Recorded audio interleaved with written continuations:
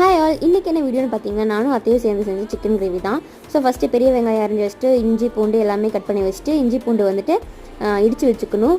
நல்லா பேஸ்ட் மாதிரி இல்லாமல் கொஞ்சம் குறைன்னு இடித்து வச்சுக்கணும். அதுக்கப்புறம் அடுப்பு பற்ற வச்சுட்டு நல்லெண்ணெய் ஊற்றி அதில் வந்து நம்ம கட் பண்ணி வச்சுருந்த வெங்காயம், மிளகா, கருவேப்பிலை, தக்காளி எல்லாமே கலந்து நல்லா மிக்ஸ் பண்ணிக்கணும்.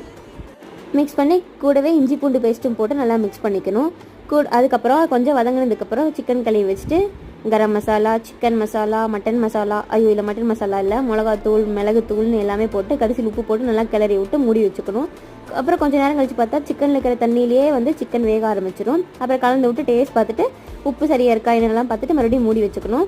இந்த கிரேவி நீங்கள் எதுக்கு வேணால் யூஸ் பண்ணிக்கலாம், சப்பாத்தி, இட்லி, தோசைன்னு. ஆனால் நாங்கள் எப்போவுமே சாப்பாடு வச்சு சாப்பாடு ரொம்ப பிடிக்கும்.